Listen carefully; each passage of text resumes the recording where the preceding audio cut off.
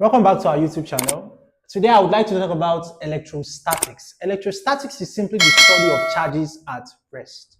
So the word static meaning not moving or stationary. So we are studying charges that are not moving. So charges at rest. So there are several ways you can charge a neutral or an uncharged body. Like this marker, for instance, like your hair, like basically any neutral object. You can charge them using several methods. One method being charging by friction. An example is combing my hair. When you comb your hair, sometimes the electrons from your hair can be transmitted to the comb, making your hair positively charged and the comb negatively charged. So that is a way of charging. So that is called charging by friction. So that opposing force due to the sliding, the constant sliding of the comb with the air causes a reduction or a removal of electrons from the hair to the comb. So that type of charging is called a charge by friction or charging by friction. The second type of charge is called charge by contact or charge by conduction. This type of charge, you can have a already charged object or substance. When you bring it in contact with a neutral substance like this ball, so this is a charged substance and this is a neutral substance. So when you bring a charged substance in contact with a neutral substance, that charged body transmits electrons to the neutral body. The electrons will continue to be transmitted until they reach a state of equilibrium where both bodies have or attain the same charge. So that is another way of charging a neutral object. The third way of charging is charge by induction. Now, charging by induction is a unique way as well. If you bring a charged body close to an uncharged body, it forces the electrons to sort of separate with the protons in a way that if this is a negatively charged object and you bring it close to this neutral object, the negatively charged object will try to attract positive charges to itself, and the negative part of this object would go to the edge or to the further part of the object. So this separation of charges forces this neutral object to be charged without even bringing the charged body in contact with the neutral object. So that type of charge is called charging by induction. And the instrument used to measure charges is called the electroscope. So we use the electroscope to measure charges. The next thing I want to talk about is Coulomb's law. So Coulomb's law is a law that shows us the relationship between two charged bodies and the force they exert on each other. Coulomb's law is given by, or Coulomb says that the force exerted by the two charges is directly proportional to the product of the two charges and inversely proportional to the square of the distance separating the two charges. So we have to have a constant of proportionality, Q, or K rather. So this constant of proportionality was later found to be 1 over 4 pi epsilon naught, where epsilon naught is known as the permittivity of free space. So the scientists ran their calculation and they found that K is actually equal to 9 times 10 to the power 9 Newton meters square per Coulomb square. So this is the constant of proportionality for Coulomb's law.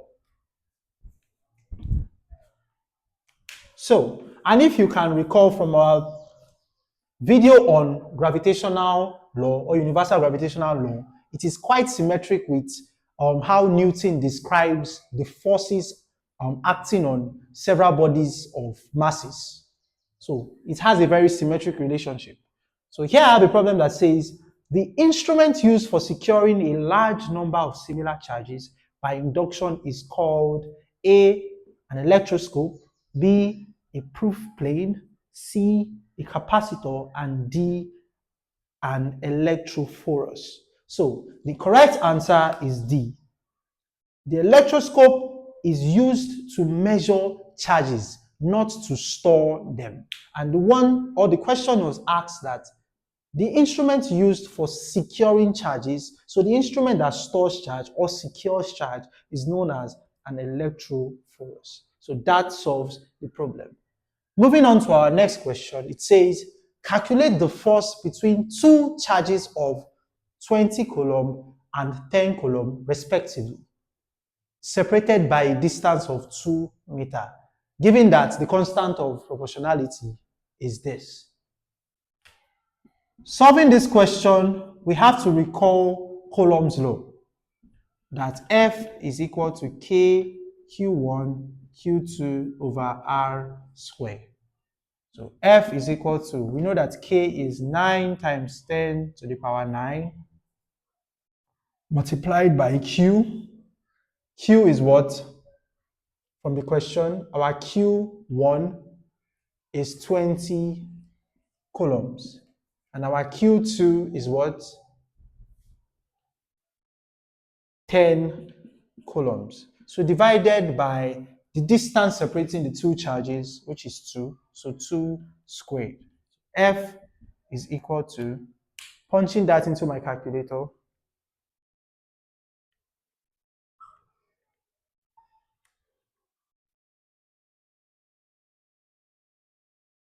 that gives me a force of 4.5 times 10 to the power 11 Newton. So that is how you use Coulomb's law to solve a question like this. Remember to like, subscribe, and drop your questions under the comment section. Thank you. Welcome back to another video on electrostatics. So I would like to discuss today about the electric field intensity, the electric potential, and the potential difference. So the electric field intensity, let's talk about field for instance.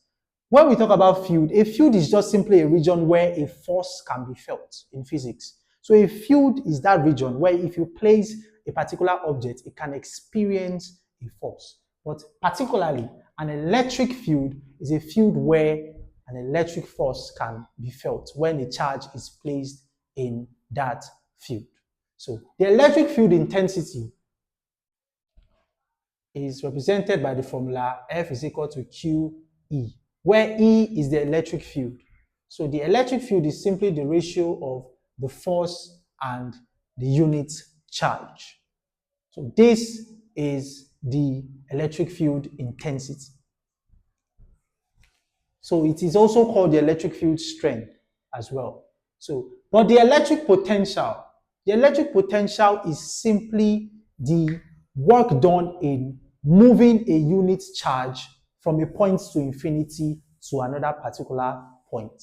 So it is the work done in moving a unit charge from a point to infinity to a particular point. That is what we call the electric potential and the potential difference. If you can recall, I said the work done is equal to QV, and V is equal to W over Q, right? So this is the formulas we'll be working with. In the next video, we'll solve questions involving this concept. Thank you.